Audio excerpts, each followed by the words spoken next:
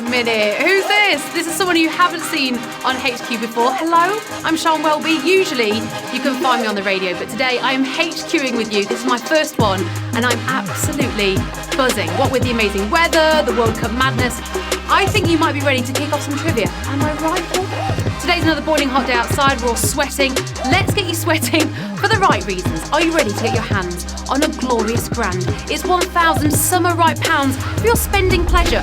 You might be feeling pretty skint this Monday, so I think let's get some cash back in that bank. Here comes the kickoff. It's Q1. The Wimbledon Tennis Club was originally set up as a venue for which sport? Synchronised swimming, croquet, Quidditch. Well, 3 very sweaty sports in this kind of weather, but which one could be getting you a step closer to winning a lot of money today? They're 3 iconic British sports. I think we're all a bit tennis obsessed right now. But what could have been in their hands? A wooden mallet? A Nimbus 2000? No, of course, it was croquet! Founded back in 1868, I'll have you know. 94,839 of you did know that. I'm very impressed. Good sports knowledge, guys. Founded, like I said, in 1868, Wimbledon started life as the All-English Croquet Club. Very posh indeed. On to Q2. Approximately 2/3 of the human body is made up of what? Cheesy Wotsits, glass, water. I could do with all 3 of those right now. I am pretty hungry and actually quite thirsty. I don't know about you, but after a weekend in the beer garden, I reckon I'm at least 50% gin and 50% tonic. But scientifically, what's the correct answer?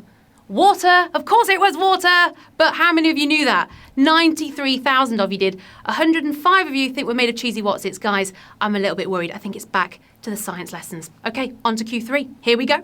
So exciting. Oh, in fact, before we do though, should we have a few shout outs? Because I think if you come this far, you deserve it. So hello to Ali, to Amy, Charlotte, Andrew, Joe in Horn Church. Hello to everybody. Thanks for joining me today. It's my first HQ. I am very, very excited. And I think we should move on now to Q3. Where would you be eating if you were eating al fresco? Up a chimney, in the open air, inside a wardrobe? Well, I suppose anywhere is nice if you're invited out to dinner, but one of these is the correct answer. Sadly, I spend my life eating lunch frantically from my desk. Usually it's a pot noodle. Clearly, though, you're a lot more fancy than me. The answer is in the open air. Of course it was. But how many of you know that? 91,505 to be precise. Worryingly, 401 of you are eating inside a wardrobe and 502 of you are eating up a chimney.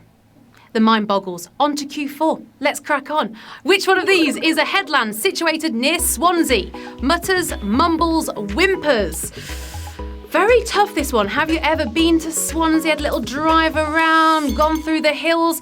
I constantly get told by my dad on the phone that I'm doing all 3 of these things, and I've told him he needs to get a hearing aid. Absolute nightmare. The answer was mumbles. Did you know that? Did you get it right? It was a tricky one, I have to say.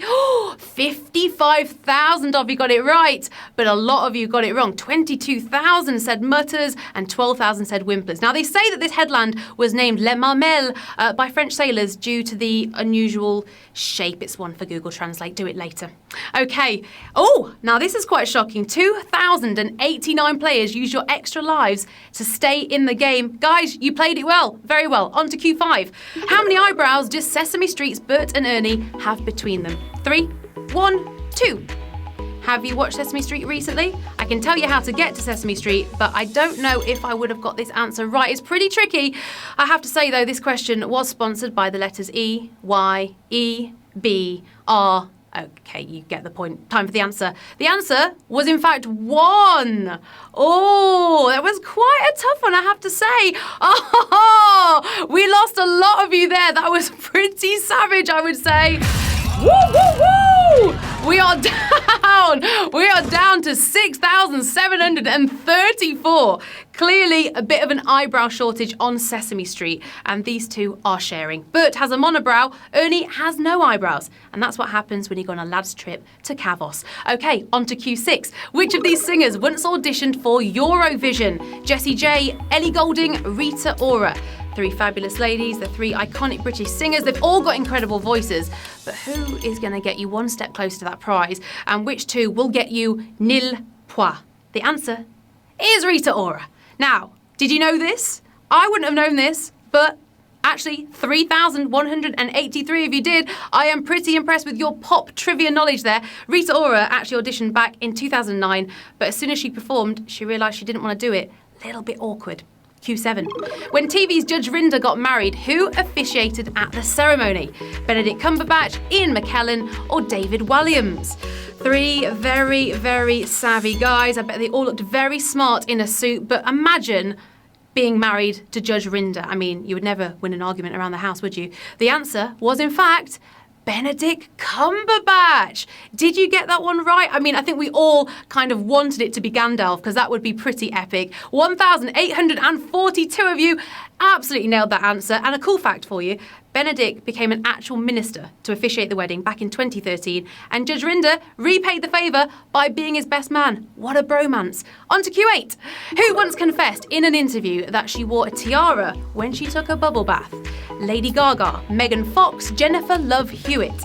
All 3 are pretty fabulous ladies. I wouldn't put it past any of them, really.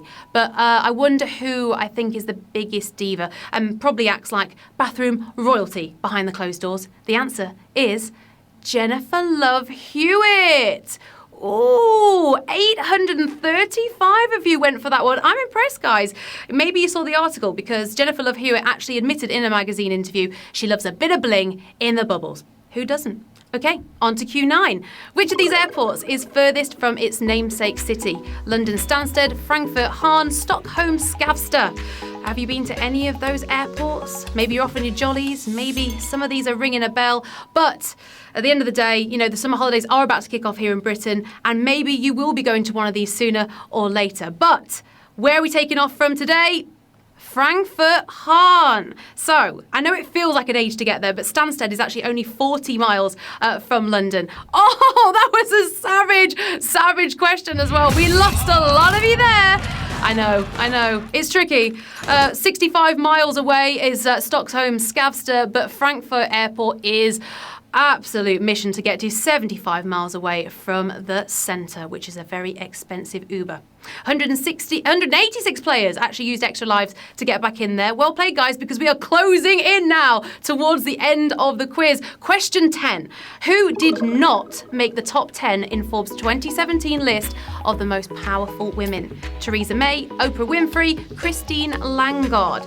These are 3 women with possibly the world's greatest trouser suit collection. But what I'm thinking is, who wasn't wearing those power pants according to Forbes? Well, the answer was Oprah Winfrey. I have to say, I'm pretty surprised there. 134 of you smashed that one. You nailed it. You got it right. I'm quite impressed. Obviously, 2017 was a good year for politicians. May actually took the top spot. Unbelievably, Oprah only made it to 21. You're still a queen to me, Oprah. Q11. Well done for making it this far. Here we go. Which of these directors reportedly rejected an invitation to join the body that awards the Oscars? Ryan Coogler, James Gunn, Patty Jenkins. Do you recognise any of these names? I reckon you will know their movies. We're talking Wonder Woman, Guardians of the Galaxy, Black Panther. This trio literally directed 3 of the biggest popcorn movies, but the ticket to the final round is with Ryan Coogler. That was a tricky one. Only 52 of you left in this now. Whew, this is getting tense. So it turns out the Black Panther director, he turned it down, but that movie made over $1 billion. Wakanda forever. As we head into the final round. Oh, this is so cool to be here with you for the final round of HQ Trivia. I have to say, personally, I've never made it this far, so I am well impressed with you guys for getting to this point. 52 of you. Here we go. It's Q12 and the pressure is on. Which funding platform was co-founded by a former voice artist on The Sims? Kickstarter, Indiegogo, Patreon. Ringing any bells? Did you play The Sims? Do you still play? Can you imagine if, like, after all these years, playing video games truly paid off? You can prove your mum wrong, your teachers wrong. Maybe it will make you today's big winner. Now, this platform actually allows individuals to donate small amounts to pay artists for the content they create. But which one was it and which one is going to get you that money today? It's Patreon for the win! Come on! 10 of you! Only 10 of you! Unbelievable. Absolutely brilliant.